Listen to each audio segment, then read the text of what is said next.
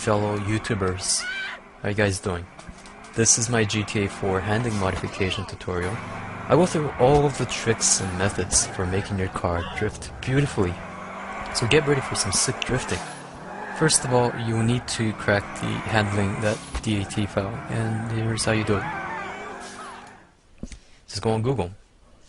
It's easy stuff. Cakewalk. So, don't ask me the question, where do you get the tuning mod? This is not a tuning mod. We'll be doing the tuning ourselves, because that's the fun of it. Just like you work in a car, in a garage. It's the same kind of concept. So you download it, you unpack it, and if you don't know how to unpack it, don't worry. All you have to do is just download WinRAR, and just go on Google, type in WinRAR. Okay, so besides that, I'm sure all of you know that. When you first get it, it'll ask you, where's your handling file? And it's easy.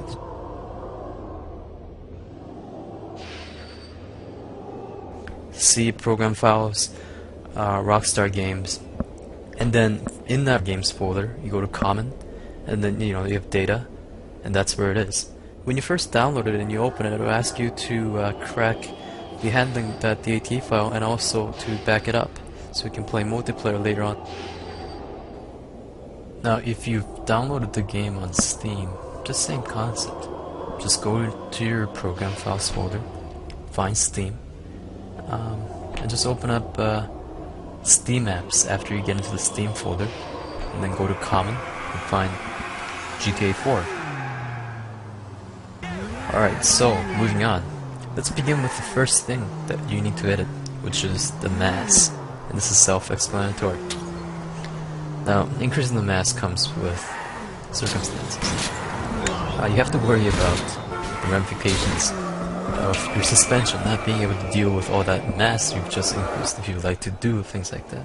We'll get into that more, but I just want to tell you what the game does if you change the maps. Oh, look at this. Look at all the crashes. It's like when I go on a date. The story of my life.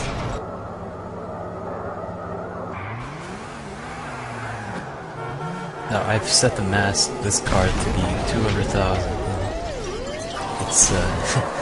It's equivalent to 200,000 kilograms.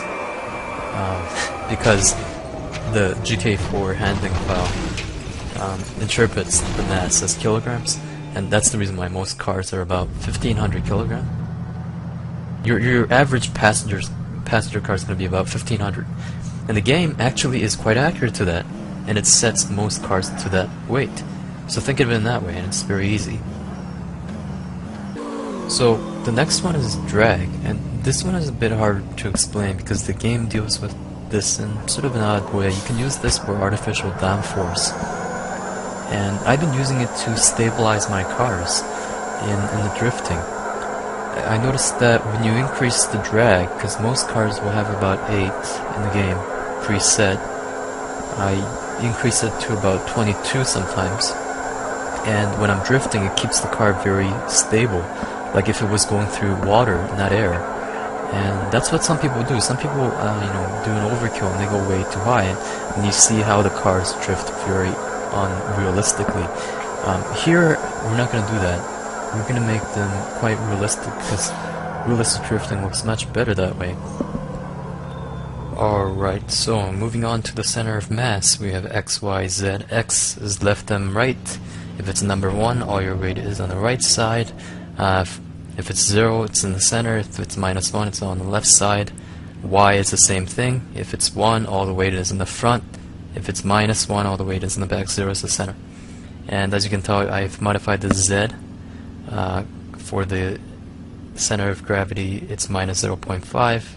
because I raised the suspension, so therefore the center of gravity is higher. I'm going to lower it because I don't want the car to roll when I'm cornering.